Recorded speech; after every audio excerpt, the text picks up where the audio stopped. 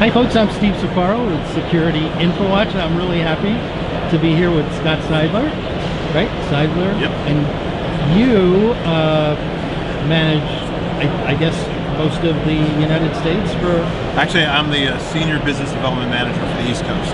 That is awesome. Technology, yep. And EAGL has been around for a good number of years. I remember meeting Bo back, what was it, about 6-7 years ago? Yep. And you've grown since then, yep. And you've got now tremendous integrations. But let's get to the new products. Okay. So our original product was this one here, the Firefly, which is our indoor gunshot detector. All of our units were non-audio based products, so they don't listen for a sound, they don't look for flashes of light. They're designed to pick up energy and to then do a waveform analysis in order to detect a gunshot from something that's not a gunshot. So we started with the indoor unit here. All of these guys were battery operated with long-term batteries, 3 to 5 years, 7 to 9 years for the outdoor unit as well. And they're all based on wireless technology as well. So and that's a big differentiator, right? Yep, absolutely is. Waveform energy versus what many others use, which is acoustic. Correct. You know, so... Yep, so we're actually immune to things like noisy environments, don't bother us. We don't have issues with flashing lights, things like that. That's kind of where our forte is. Our technology is just completely different. It was actually originally designed by the Department of Energy, and we've then licensed that from them and then simply improved upon it and added a lot more product from there. So we actually went from the indoor product, like this one has a huge detection area as well. It's about over 31,000 square feet of coverage for this one unit. So what's the range of something like that? So this is a 100-foot radius. It's a 200-foot bubble. Wow. Outdoor unit starts at 150-foot radius, which is about 70,000 square feet of coverage, and then actually goes up to 280,000 square feet or 6 acres of coverage per device. And that's for this one here. That's also, again, 7 to 9 year battery life, also wireless or cell-based, either way. So you do not need to touch the batteries. Nope. 7 to 9 year battery lifespan. You don't have to do anything, honestly. You're going to have to, you're going to have to update firmware and things like that, right? We can do all that remotely. Because I think do you work with a gateway to these devices? Yeah, so there's two ways for us to communicate. Typically it's going to be our standard RF, which is a proprietary version of something called LoRa. Real low frequency, very, very long distance communications, actually up to 500 feet through a building, over 2 miles line of sight outside. So huge. Or you can do the whole thing cell-based. Now that mileage, that connection distance we're talking about is from here to our receiver, which is a gateway. And that's a one-to-many type relationship. So you get many devices talking to a single unit on the back end. So you can cluster many of these Fireflies for aggregation to the gateway? Correct. Yep. Typically the number... You could have, number? So engineering-wise, you typically want to separate them based on floors. So maybe every other floor you put in another gateway. It's really more of a setup and troubleshooting kind of thing rather than a necessity. So that's kind of where it comes down to. Our only limitation we have is 300 devices per system, and then we simply roll in another system, roll up another system, and start over again. Tell us about the body one. So this is one of the newer ones. This is one of the prototypes that we have out now. It's called BlueFly. This is a body-worn gunshot detector that's cell-based right out of the box, GPS-enabled, rechargeable. It does gunshot detection, whether the user fires a weapon or gets fired upon. It also does man down, so if they trip and fall down, take someone down or get taken down, it'll send out a notification as well. It can also do man running and has an emergency button on the side of it. If you press it twice, it sends out a notification. So this is all cell-based GPS-enabled, so it shows up in our system as a dot on the map. Gives you full access to cameras. If they're wearing a body-worn camera, for instance, and they can stream it, we can actually do streaming video directly from it as well. That's tremendous. So if somebody didn't want to wear it, could you put it on a vehicle? Yep, you can mount it to a vehicle if you want to. There's a lot of different options for it. It was originally intended for law enforcement, but there's a lot of call for it in lone workers, outdoor workers, stuff like that, where you're remotely working and things like that. It works really, really well in those kinds of environments. So this is, again, we've been working on this for quite some time. It's a fairly new device. So we've also added pull stations, panic buttons, direct connections to phone systems. We can integrate into any other system that's out there now in existence. And you still have a central station device, which is amazing, right? So our back-end system is either cloud-based or hardware-based, but there's no central station actually involved. No, but I mean, like somebody's alarm panel. If somebody had an actual alarm panel, I think at one time you had a solution for talking on that alarm panel. So we have an input module which allows us to tag directly into any other alarm panels or any other, honestly, anything, period, including, my favorite is to use it for a phone system. Think of a school system, hook it to a contact closure in there, and that phone system that they have. They can then dial an emergency code and boom, kick our system off. And our system will provide satellite images, floor maps, live alarms, live camera access. It'll do access control. That's a great segue for your map. Yep. So let's take a quick look at your map, and then we'll go over to A.S.R.S. So what am I looking at here? I've got a floor plan plus? Yeah, so this is we allow multiple floors for any building setup, so you can actually pick and choose what floor you want to see as long as there's no active alarm in place. If there's an active alarm, we force the map out so that people remotely looking at it. Ours is a browser-based system, so you can get to it with any device with a browser, cell phone, doesn't matter what it is. So the idea is, if there's an emergency, you can push that information to whoever needs it immediately. They can click on it, get into it, have a map that they can zoom in and zoom out of, and really get down to see exactly what's going on, where the alarms are happening within the building. They can access all the cameras that are there either with a touch or automatically it'll pop them on. They can actually have 4 camera feeds at a time. Oh, that's nice integration. Yep. Touch and feed. Easy to do. And that's a browser. And that's a browser connection, yeah. Wow. Absolutely. So you could 3D the map, you could circle it around from other directions. There's a ton of things in here you can actually do. And all of these devices are all accessible. You can just touch anyone you want to. It'll bring up feeds directly from the wall. And again, up to 4 cameras at a time. When information comes out from our system, it's 100% complete. This is what's happening. It's a gunshot. It's a weapons detected off your camera. It's a duress, whatever the case may be. That's the notification you get, along with full address, full contact information, every other piece that goes along with it. We include with that E911 if they want it, PSAP, plus it's text, it's email, it's a phone call. We actually have a text to voice to text engine built into the system. Scott, a lot of folks are under the wrong impression that gunshot detection is used only as forensics. Especially in the city of Chicago.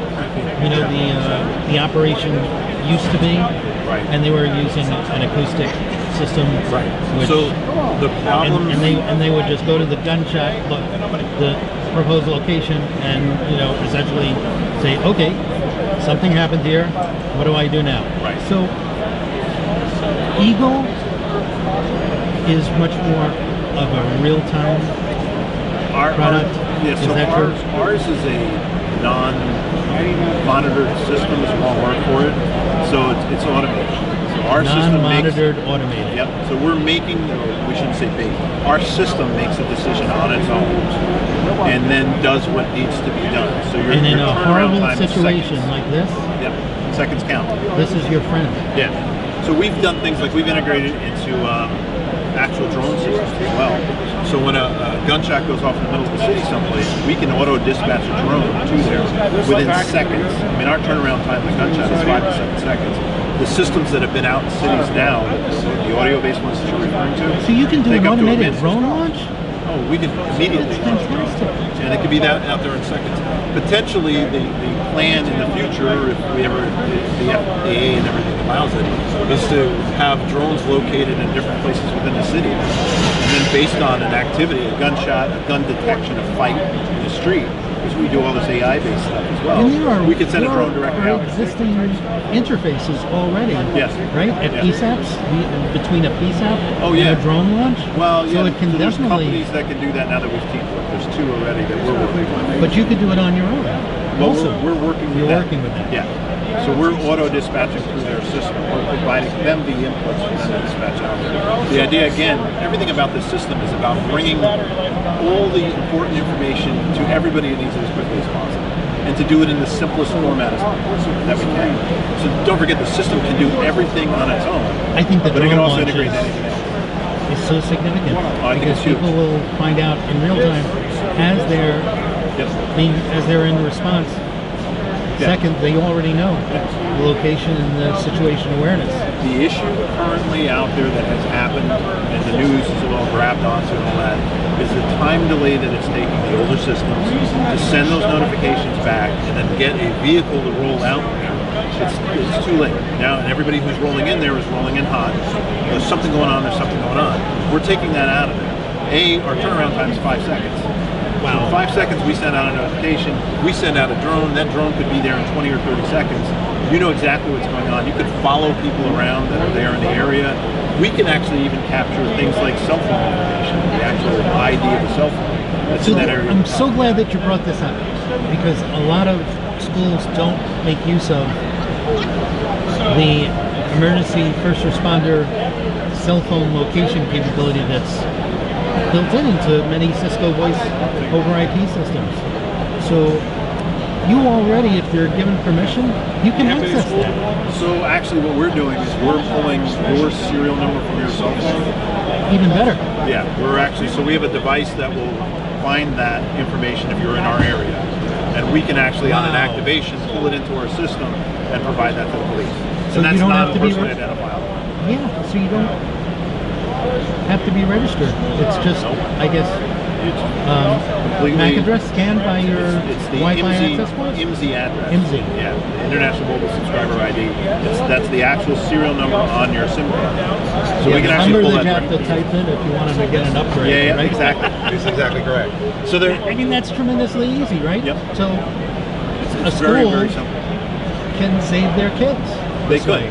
Yep. You can put that in a parking lot, and if something happens in a parking lot, you know everybody that's there. Everything that's happened. The idea behind the system itself, this EAGL, EAGL, is to be this kind of center point where everything can snap into. And anything you snap into it is either adding data, adding information that we can give out, or allowing an activation. I didn't know about these additional features. That's even a better feature. In addition to the lockdown, so you don't need an access control system to initiate lockdown, right?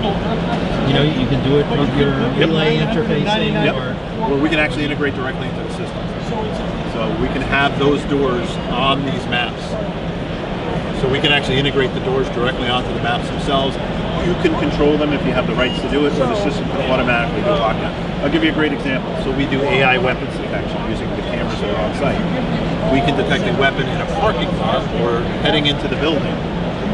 We can then, within seconds, lock the doors down, send out a notification via E911, you have notify AI everybody in-house. Weapons detection? Yep, we have a partner company that we have, and we designed that with them. That is tremendous. Yep. And that also adds, it's again, snap into the system, which means now you can do fighting, brawling, and a number of other things. So it sounds like you've got all the elements. Well, almost all. You're gonna take me over to A.S.R.S. Yeah, they have a great device for. But the weapons detection, that's the firearms detection. That's amazing. Yep. I didn't know about that. So before we go, how do we buy this? EAGL. EAGL.com.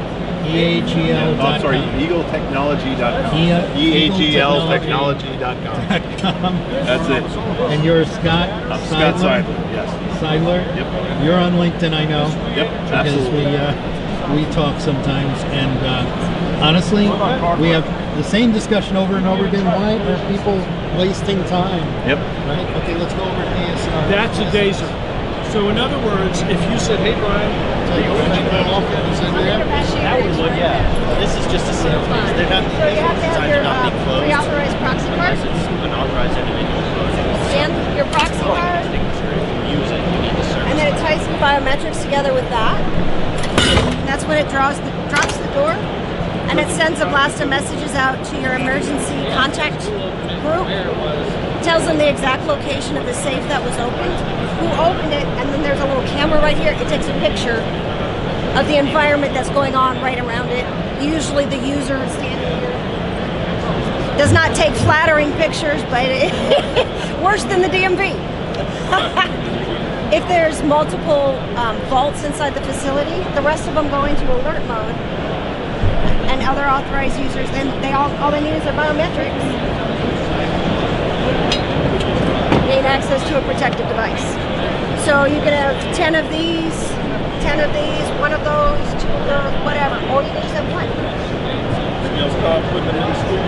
We have 1 in a high school currently, and well, not 1. We have a system in a high school where they've got several of these and 1 of these, and then the rest of the schools in that unit 1. Is this for residential? No, it could be. I mean, MSRP is a little bit much just for residential, but it is actually designed for corporations, larger facilities. And Amy, this is integrated into EAGL, right? It can be. Absolutely, it can be. So EAGL with the gun detection system. I'm sorry, I'm Steve Safaro with SecurityInfoWatch. Hi. And so that would be a question for Scott because he is the smart one. I'm just a salesperson and company owner. The integration. Yes. Oh, so what we've done is we worked with A.S.R.S. We're integrating their system into ours. So when their system becomes active, we'll send out notifications to the police, to whoever we need to, in order to let everybody know what's going on and that the safe's been open.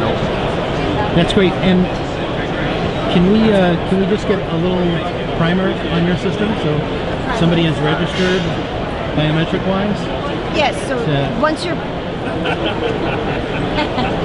So once you're enrolled with your proximity card and your biometrics, that's when you can gain access to what's inside the weapons or protected device. Huh?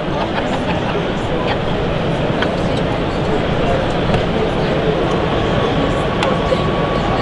So it's closing right now. This is going to be the normal view. Yes.